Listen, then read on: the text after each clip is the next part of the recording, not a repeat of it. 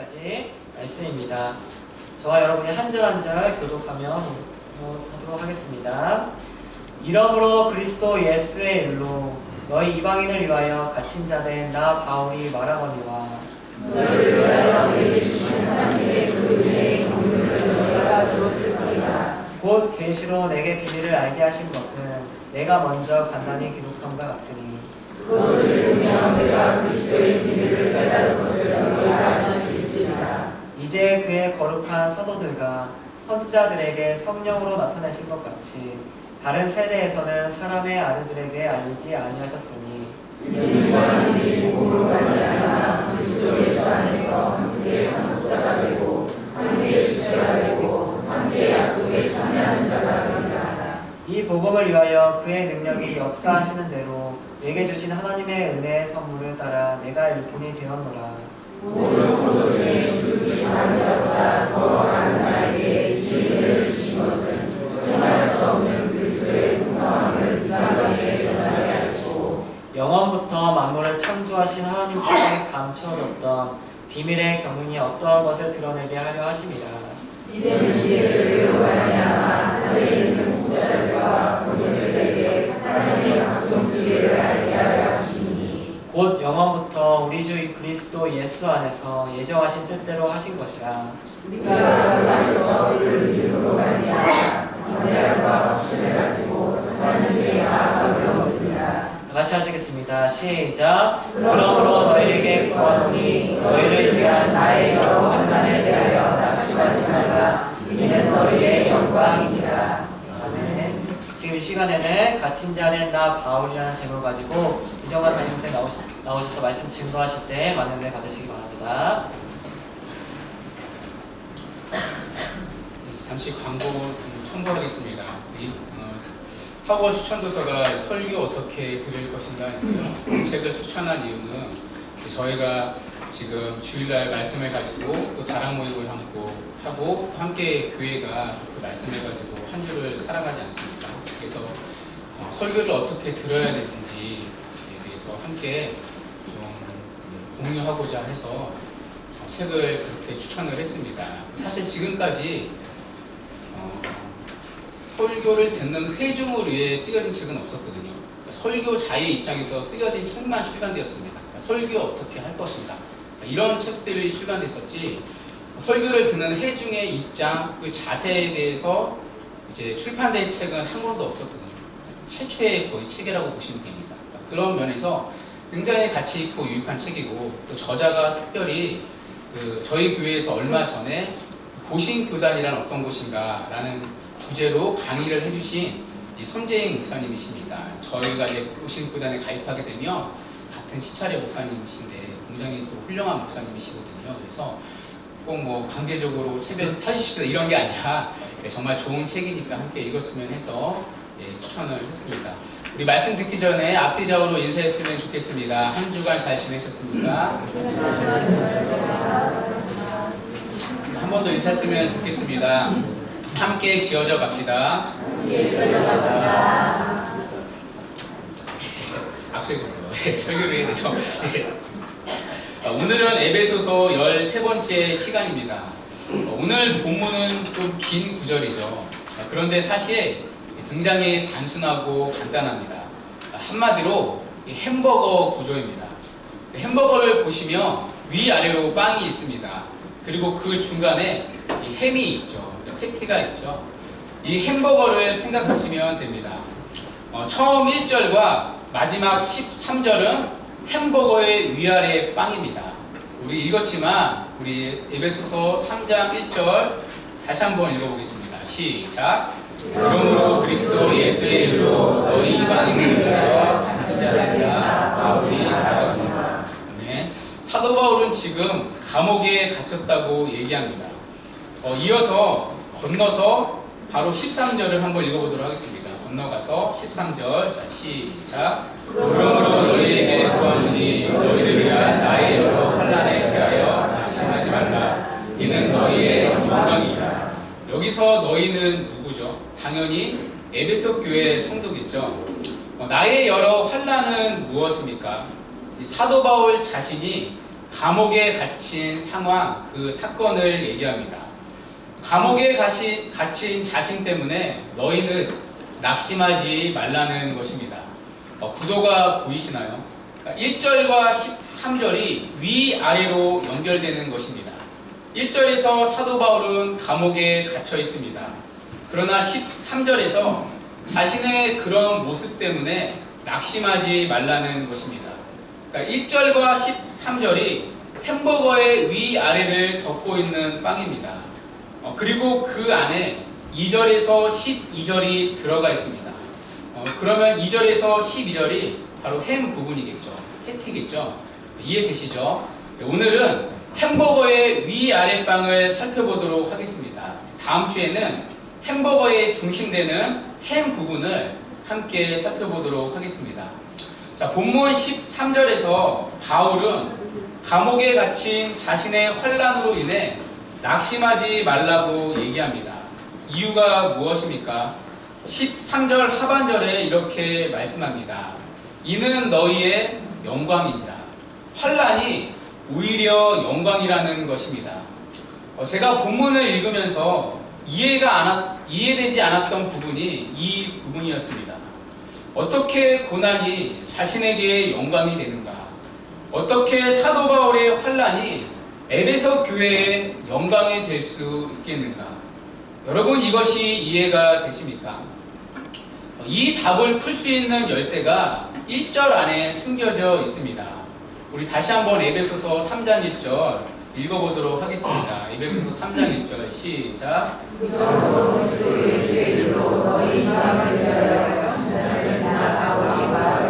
아멘. 여기 보면 갇힌 자된 나 바울은 이라고 이렇게 얘기합니다. 자, 어디에 갇혔다고 바울이 직접 말하지는 않습니다. 그런데 우리는 자연스럽게 이 구절을 읽으면 추측이 가능합니다. 어디에 갇혀있죠? 감옥에 갇혀있죠. 에베소서는 옥중 서신이기 때문입니다. 그래서 당연히 이 구절을 읽을 때 감옥에 갇혔구나 라고 쉽게 지나칠 수 있습니다. 그런데 헬라어 원문을 보시면 좀 다르게 나옵니다. 헬라어 본문을 직역하면 다음과 같습니다. 한번 띄워주시겠어요? 이렇게 나옵니다. 너희 이방인들을 위하여 그리스도 예수의 갇힌자인 나 바울은. NIV 영어 성경은 이렇게 번역합니다. 제가 발음이 안 좋아서 여러분의 귀를 더럽힐까봐 여러분들이 마음속으로 읽어주시기 바랍니다. 예, 빨간 부분만 제가 조심스럽게 더 프리즈너 오브 크라이스트 지저스. 예. 어디에 갇혀있죠? 그렇죠. 감옥이 아니라 그리스도 예수께 갇힌 자라는 것입니다. 사도 바울은 지금 자신의 정체성을 한마디로 정의합니다. 나 바울은 그리스도 예수께 갇힌 자이다. 여러분, 지금 사도 바울은 어느 나라의 죄수입니까? 누가 봐도 분명히 로마의 죄수입니다. 누가 봐도 분명히 로마 감옥에 갇힌 자입니다. 그런데 지금 그 바울이 뭐라고 고백합니까? 로마의 죄수가 아니라 그리스도의 죄수라는 것입니다. 로마 감옥에 갇힌 자가 아니라 그리스도 예수께 갇힌 자라는 것입니다. 이 하나의 작은 차이가 나머지 사도 바울의 모든 삶의 구절을 바꾸는 것입니다.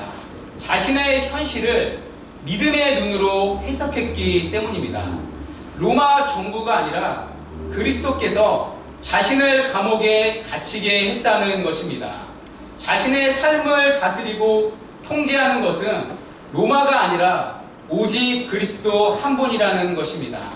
이 그리스도의 눈으로 자신의 상황을 해석하는 것입니다. 이것이 사도 바울이 환난 가운데 낙심하지 않은 이유입니다. 나아가 자신의 고난을 감히 영광이라고 해석한 이유입니다.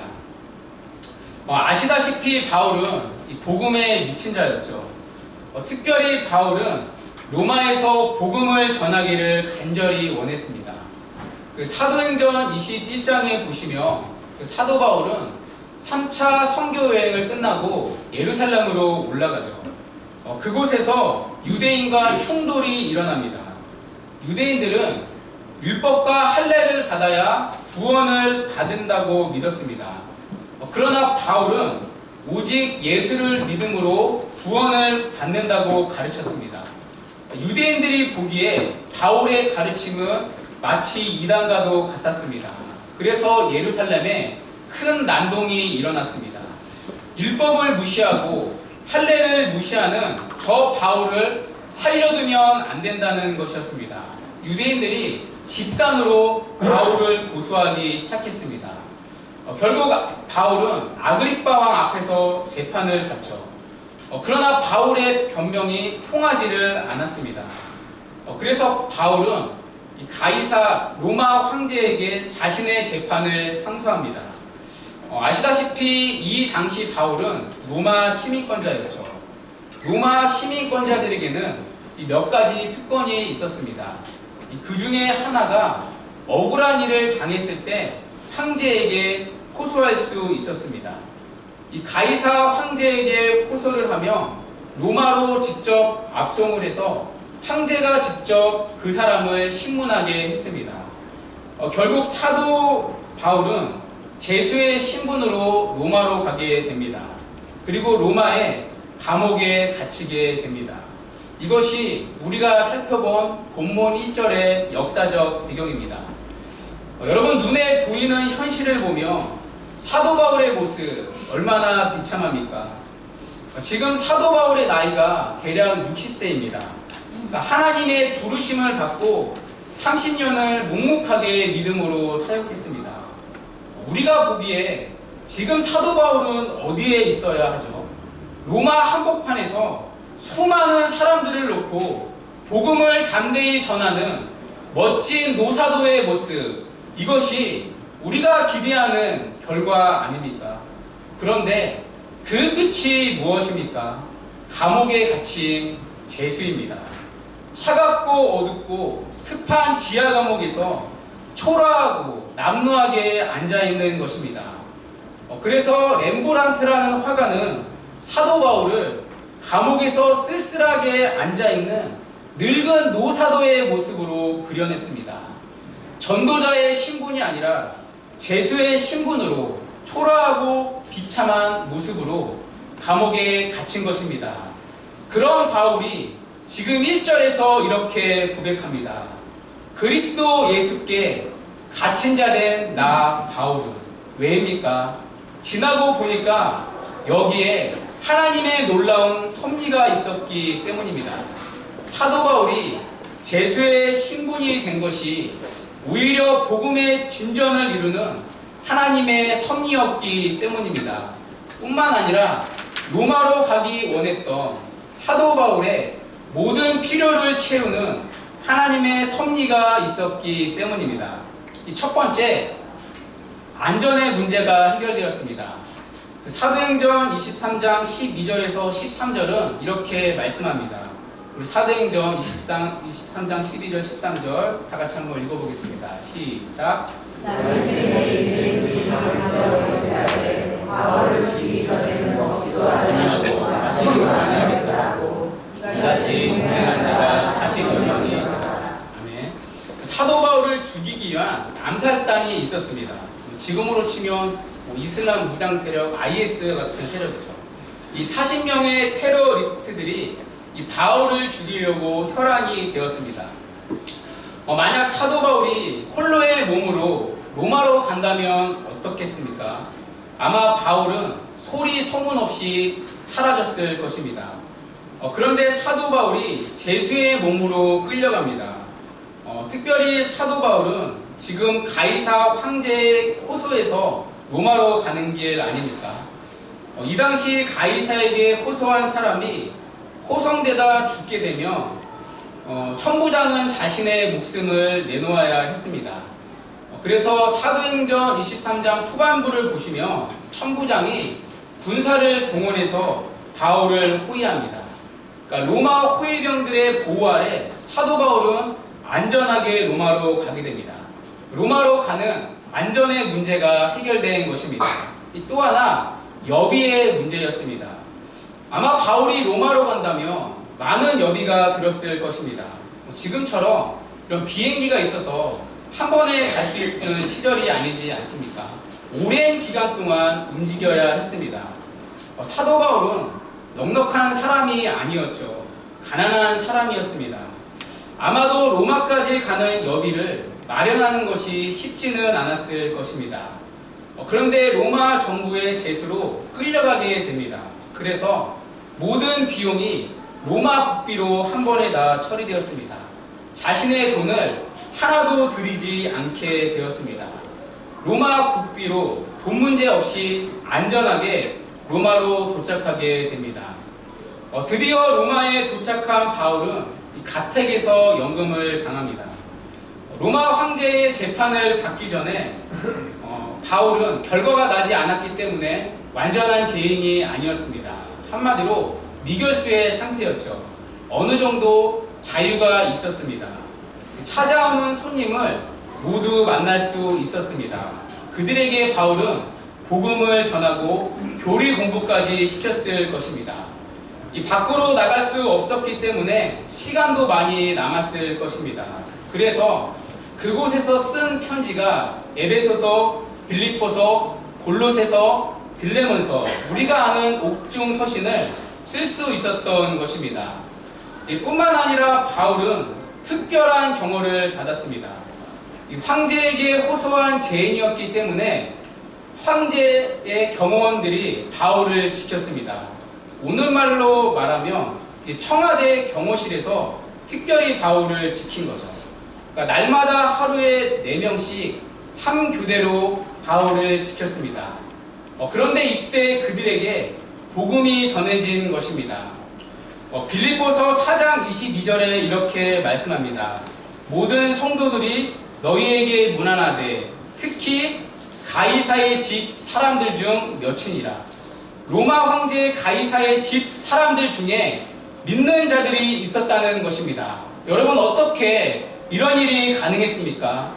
로마 감옥에 갇힌 이때 복음을 들었던 경호원들이 예수를 믿고 그들을 통해 복음이 왕족에까지 전파된 것입니다. 이때 경호원들이 예수를 믿어서 300년 후에는 기독교를 그렇게 핍박했던 로마의 국교가 기독교로 바뀌게 되었습니다. 사도 바울은 그토록 로마로 가기 원했습니다.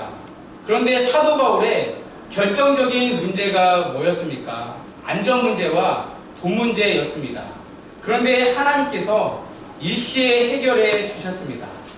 로마로 끌려가는 제수의 신분을 통해 사도 바울의 삶의 문제를 다 풀어주었다는 것입니다. 뿐만 아니라 감옥에 갇혀있는 그 제수의 신분이 오히려 로마의 복음의 씨앗이 떨어지는 보이지 않는 하나님의 일하심이었다는 것입니다. 무슨 얘기입니까? 눈으로 보기에 막힌 길이 열린 길이었다는 것입니다. 눈으로 보기엔 망한 길이 하나님에겐 생명의 길이었다는 것입니다. 그리스도께서 이 모든 고난을 통해 복음의 진보를 이루고 있었다는 것입니다. 바울의 고난과 어려움 뒤에 그것을 통해 일하시는 보이지 않는 하나님의 손길이 있었다는 것입니다. 그래서 바울은 이렇게 고백합니다. 나 바울은 그리스도 예수에 갇힌 자입니다. 감옥에 갇힌 것이 아니라 실제는 그리스도께 갇혀 있다는 것입니다. 눈에 보이는 감옥이라는 상황이 아니라 이 모든 상황을 주관하시는 또 다른 보이지 않는 손길, 그리스도의 손길에 갇혀 있다는 것입니다. 사도 바울에게 믿음의 눈이 열린 것입니다. 그 믿음의 눈으로 자신의 현실을 해석하는 것입니다. 그래서 비록 감옥에 갇혔을지라도 이 감옥이 나를 어찌할 수 없다는 것입니다. 그리스도 외에는 그 어떤 것도 자신을 가둘 수 없다는 비장한 확신이 담겨 있는 것입니다. 오직 그리스도 한 분으로 내 인생은 만들어진다는 믿음의 고백을 하는 것입니다. 그렇다면 여러분은 어떻습니까? 여러분을 지금 가두고 있는 것은 무엇입니까? 본문의 사도 바울과 같은 현실을 해석하는 믿음의 눈이 열릴 때만이 우리의 신앙은 흔들리지 않는다는 것입니다. 제 인생에서 처음 가장 크게 실패를 맛본 것이 수능 시험이었습니다. 그때 수능이 굉장히 쉽게 출제되었습니다. 수능 점수가 평균적으로 모두 100점이 올랐던 때였습니다. 그런데 그때 하필 또 저만 별로 오르지 않았습니다. 원하지 않는 학교를 다니는 것이 너무나 괴로웠습니다. 그래서 남몰래 편입시험을 준비했습니다. 제가 고3 때 굉장히 정말 열심히 공부했거든요. 치열하게 공부해서요. 다시 고3 생활을 한다는 것이 엄두가 안 났습니다. 그래서 택한 게 편입시험이었는데요. 그런데 하필 시행되던 그 편입 제도가 또 그 해 마지막이어서 경쟁률이 굉장히 치열했습니다. 이런 말씀하기 좀 그런데 개나 소나 공부했던 저는 양이었습니다. 주님의 양에 개나 소나 다 몰려서요. 사상 최고의 경쟁률을 찍었습니다. 결국 또 성적이 못 미쳐서 떨어지게 되었습니다. 그리고 나서 어쩔 수 없이 군대를 갔습니다. 군대에서 모든 전투력을 상실한 채 그 학교를 계속 힘없이 다니게 되었습니다. 그런데 그 학교가 미션 스쿨이었습니다. 매주 예배를 드리고 또 그곳에서 기도 모임을 할 수 있었습니다. 예수를 믿고 나니까 그 학교가 너무나 좋았습니다. 뿐만 아니라 그곳에서 한 명의 소중한 친구를 만났습니다. 목사님 아들이었는데요. 제가 신대원 간다고 집에서 쫓겨났을 때 그 친구가 아버지 목사님께 부탁해서 저를 신대원에 추천해 주었습니다. 그래서 3년을 장학금을 받으며 기숙사 생활을 할 수 있었습니다. 그리고 제가 입학했을 때 그 친구도 함께 신대원에 입학하게 되었습니다. 그 친구가 차가 있었거든요. 신대원 다니는 3년 동안 제 기사 노릇을 해주었습니다. 본문의 사도 바울처럼 매주 학교까지 돌아오는 집까지 안전하게 차비 없이 다닐 수 있었습니다. 돌아봤을 때 제가 깨달은 것이 있었습니다. 그렇게 실패라고 생각했던 내 인생의 가장 비참했던 밑바닥이 하나님이 나를 목사로 만드시는 예비된 자리, 축복의 자리였다는 것입니다. 만약 그때 제가 원하는 성적이 나와서 좀 더 좋은 대학에 갔다면 어떻게 되었겠습니까? 만약 편입시험에 합격해서 그 대학을 벗어났다면 어떻게 되었겠습니까? 지금의 저는 만들어지지 않았을 것입니다. 그때 사도 바울처럼 이 고백을 하게 되었습니다. 성적에 갇힌 것이 아니라 그리스도 예수께 갇힌 것이었구나. 성적이 내 인생을 그렇게 만든 것이 아니라 그리스도께서 내 인생을 만드신 거였구나. 신학의 길을 걷고 나서도 마찬가지입니다. 때로는 책을 살 돈이 없어 남몰래 눈물을 흘릴 때도 있었습니다. 통장에 돈이 없어서 수업할 책을 사지 못해 매주 도서관에서 빌릴 때도 있었습니다. 그러나 그때 돈이 아니라 하나님을 의지하는 훈련을 배웠습니다. 만약 그때 돈에 대한 훈련을 받지 않았다면 지금 저는 어떤 목사가 되었겠습니까? 아마 돈의 유혹에 넘어져서 누군가를 마음 다치게 하는 잘못된 목사가 되었을 것입니다. 그래서 인생을 간추했을 때 사도 바울의 이 고백을 하게 되는 것입니다. 돈에 갇힌 것이 아니라 그리스도께 갇힌 것이었구나. 돈이 내 인생을 그렇게 만든 것이 아니라 그리스도께서 내 인생을 그렇게 빚으신 거였구나. 지나온 걸음을 믿음의 눈으로 해석했을 때 과거의 모든 것이 원망과 상처가 아니라 감사와 축복으로 재해석되는 것입니다. 단순히 눈에 보이는 환경에 갇힌 것이 아니라 지금까지 나를 만드셨던 하나님의 흔적을 보게 되는 것입니다. 그리고 그 믿음의 눈으로 자신의 과거가 해석될 때 앞으로 일어날 모든 환경에 갇히지 않게 되는 것입니다. 그래서 바울은 13절에서 뭐라고 말씀합니까? 그러므로 너희에게 구하노니 너희를 위한 나의 여러 환난에 대하여 낙심하지 말라. 이는 너희의 영광이니라. 감옥에 있는 바울은 앞으로 자신이 어떻게 될지 한 치 앞도 모르는 상황입니다. 어쩌면 바울을 기다리고 있는 것은 장밋빛 인생이 아니라 어두운 먹구름 뿐이었습니다. 재판과 죽음의 그늘이 사도 바울을 덮치고 있었습니다. 그럼에도 불구하고 사도 바울은 낙심하지 않습니다. 왜입니까? 지금까지 자신을 가두고 있었던 모든 환경들이 자신을 구속한 것이 아니었기 때문입니다. 자신을 한평생 괴롭혔던 배고픔의 고난도, 동족들의 배신도, 그토록 없어지기를 강구했던 육체에 가신 질병의 문제도, 심지어 때때로 닥쳐오는 죽음의 위협까지 그 모든 것들이 자신을 가둔 것이 아니었기 때문입니다. 자신을 가둔 것은 오직 그리스도의 손길이었기 때문입니다. 자신을 가두신 이 그리스도의 손길만이 자신의 인생을 만든다는 믿음의 확신이 있었기 때문입니다. 그래서 사도 바울은 생애 마지막에 자신의 유언과도 같은 편지에 이렇게 남깁니다. 디모데후서 4장 18절입니다. 주께서 나를 모든 악한 일에서 건져내시고 또 그의 천국에 들어가도록 구원하시리니 그에게 영광이 세세 무궁토록 있을지어다. 아멘. 그리스도 외에는 그 어떤 것도 자신을 가둘 수 없다는 이 믿음의 확신이 한 치 앞도 보이지 않는 안개 속에서 장래의 확신을 가져다 준 것입니다. 이것이 고난 가운데 바울이 낙심하지 않은 이유입니다. 그리고 바울은 그것을 너희의 영광이라고 감히 말합니다.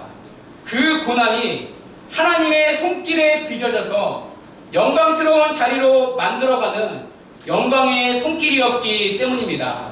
그리고 그 고난을 통해 오히려 이방인들에게 복음의 씨앗이 뿌려지고 있었기 때문입니다. 그렇다면 여러분은 지금 무엇에 갇혀 있습니까? 여러분을 지금 가두고 있는 것은 무엇입니까? 사랑하는 여러분, 그토록 기도하고 말씀을 듣고 누군가는 10년, 20년의 자랑스러운 신앙의 연륜이 있지만 왜 신앙이 그토록 자라지 않습니까? 왜 매번 제자리 걸음에서 벗어나지 못합니까? 그리스도께 갇힌 자가 아니라 환경에 갇힌 자로 살아가기 때문입니다. 그래서 환경이 좋아지며 하나님이 살아계신 것 같지만 금세 환경이 나빠지며 하나님을 원망하는 것 아닙니까?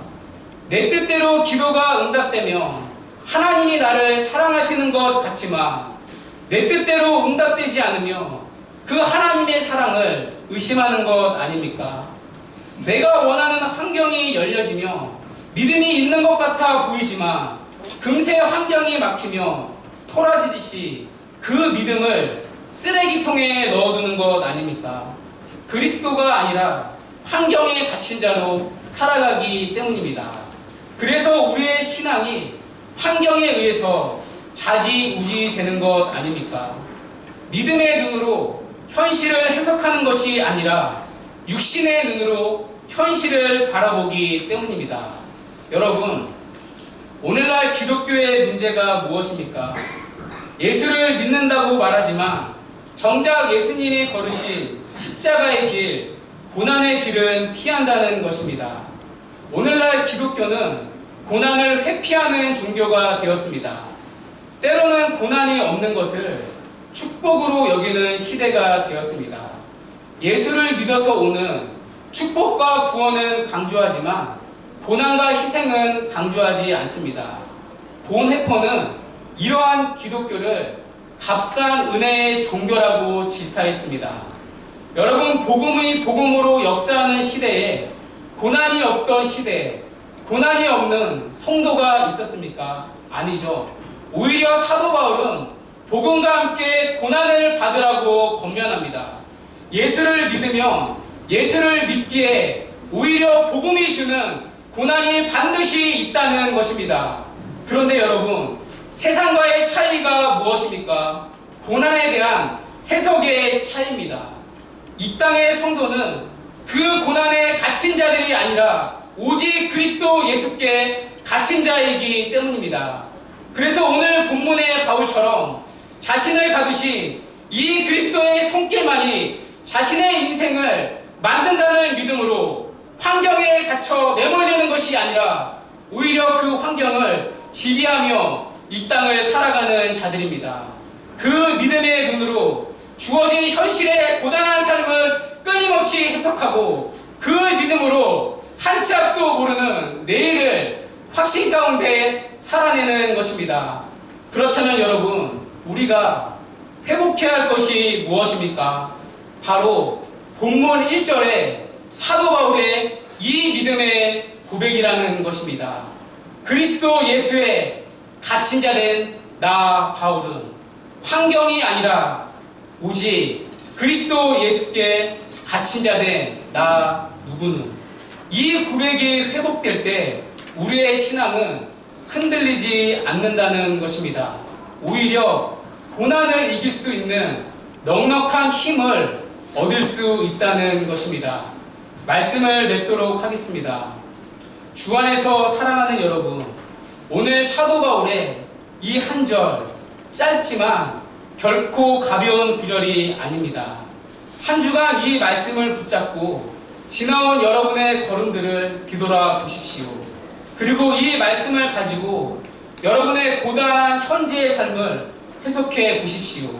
이 믿음의 눈으로 여러분의 삶을 해석하고 이 믿음의 확신 위에 여러분에게 주어진 길을 걸어갈 때 반드시 주님이 주시는 확신과 기쁨과 평안이 있을 것입니다. 그래서 예수 그리스도 안에 갇혀 있다는 이 믿음으로 모든 현실을 넉넉히 이기는 이 복된 은혜가 있기를 주님의 이름으로 간절히 축원합니다. 이 시간 우리 말씀 붙잡고 다 같이 일어나셔.